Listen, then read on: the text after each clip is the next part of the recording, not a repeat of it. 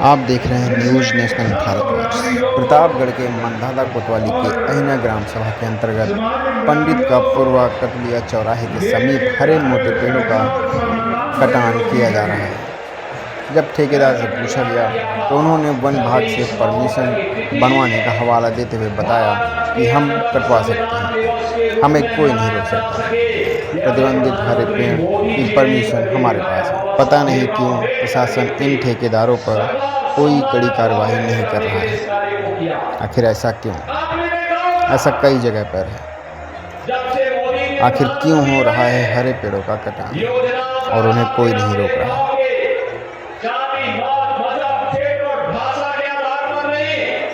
बल्कि सबका साथ और सबके विकास की भावना के अनुरूप इन योजनाओं का लाभ हर गरीब को, हर वंचित को, हर दलित को, हर उस व्यक्ति को उपलब्ध करवाने का कार्य किया जा रहा है। और इसीलिए प्रदेश में गठबंधन की सरकार बनी तो हम लोगों ने घोषणा की कि हर मुसहर को एक आवास उपलब्ध करवाएंगे। कोल जाति में हर व्यक्ति को एक आवास उपलब्ध करवाएंगे। लेकिन राजमणि कोल हमेशा हमारे पास आते थे कि हमारे गांव में, हमारे क्षेत्र में इतने लोग ऐसे हैं, इनका नाम ऐसी सीसी की सूची में नहीं है। हमने कहा कोई दिक्कत नहीं, नाम हो न हो, हम इनके लिए अलग से स्कीम बनाएंगे। कोल है, थारू है, चेरो है, गोड़ है, बंटानिया है, मुसहर है, अहरिया है, बुक्सा है, ये जितनी जातियां हैं और अनुसूचित जाति से जुड़ी जो भी जाति होगी, जिस भी व्यक्ति के पास अपना आवास नहीं होगा, ये डबल इंजन की सरकार उसको आवास उपलब्ध करवाने का कार्य करेगी। उसको जमीन का पट्टा उपलब्ध करवाने का कार्य करेगी। उसको शासन की योजना के साथ जोड़ने का कार्य करेगी। राशन कार्ड देगी। उसको 5 लाख रुपए की स्वास्थ्य बीमा का कवर देगी। उसके रोजगार की व्यवस्था करेगी। उनके स्वावलंबन के लिए अनेक कार्यक्रम आगे बढ़ाने का कार्य करेगी। आज भाइयों बहनों, इसके परिणाम हम सबके सामने आते हुए दिखाई दे रहे हैं। आपने देखा इन सभी जनपदों में अनुसूचित जाति जनजाति से जुड़े हुए जिन लोगों को जमीन के पट्टे देने से युद्ध स्तर पर एक कार्यक्रम आगे बढ़ चुका है। प्रयागराज और चित्रकूट कोल जनजाति से जुड़े हुए बंधुओं को अधिकतर जगह पर आवास उपलब्ध किए जा चुके हैं। जो थोड़े बहुत बचे होंगे उनको भी आवास के लिए सरकार ने पैसे की व्यवस्था की है। उनको भी आवास उपलब्ध करवाने का कार्य करेंगे जो भी उस पात्रता की श्रेणी में आते हैं।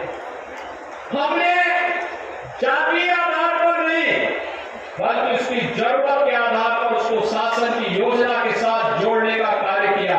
और आज इसीलिए ये डबल इंजन की सरकार के रूप में एक बार फिर से मैं आपके पास आया हूं आपसे कहने के लिए कि भाइयों बहनों, अभी आपने देखा होगा केंद्रीय मंत्री माननीय श्री सोम प्रकाश जी ने अपने महत्वपूर्ण उद्बोधन में पंजाब की स्थिति के बारे में आप सबको अवगत कराया। और आज मैं आप सबको यही कहने के आया हूं, हम सब सौभाग्यशाली हैं। मां गंगा का आशीर्वाद हम सबको प्राप्त हो रहा है। हम सब सौभाग्यशाली हैं कि प्रयागराज की धरती पे हम सबको इतना बड़ा सम्मेलन करने का इस महासंगम के स्तर पर या अनुसूचित जाति महासंगम करने का सौभाग्य प्राप्त हो रहा है। इसके माध्यम से शासन की योजनाओं के साथ जुड़ने का अवसर प्राप्त हो रहा है। और आज उसके माध्यम से हम लोग शासन की योजनाओं का भी अवलोकन करने का अवसर प्राप्त हो रहा है।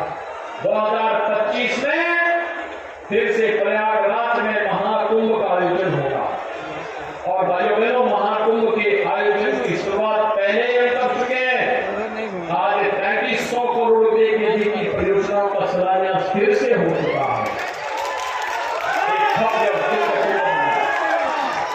योजनाओं से वंचित किया जाता था। जब मैंने 2017 में मुख्यमंत्री पद की शपथ ली, हम लोगों ने एक ही दिन में सभी राशन के कोटों की दुकानों पर जब एक साथ छापेमारी करके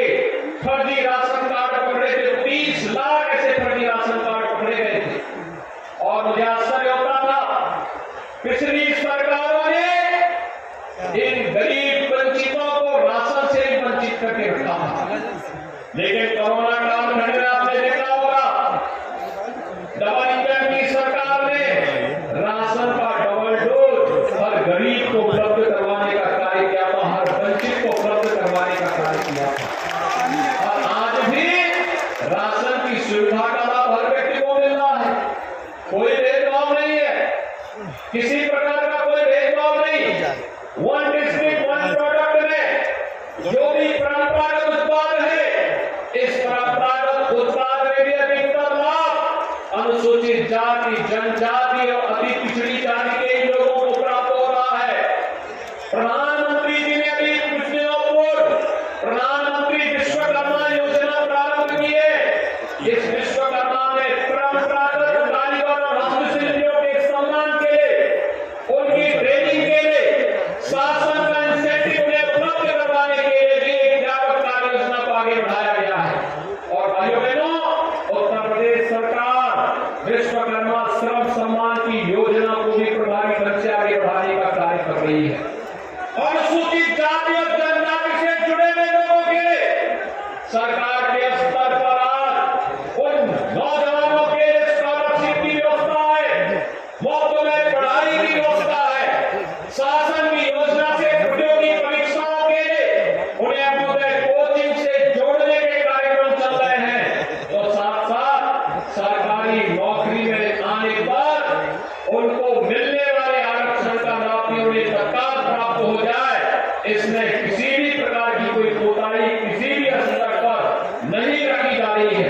और भाइयों बहनों, यह भी सुनिश्चित किया गया है, अनुसूचित जाति, जनजाति, अति पिछड़ी जाति का कोई भी गरीब, कोई भी वंचित गांव में जहां रहना है,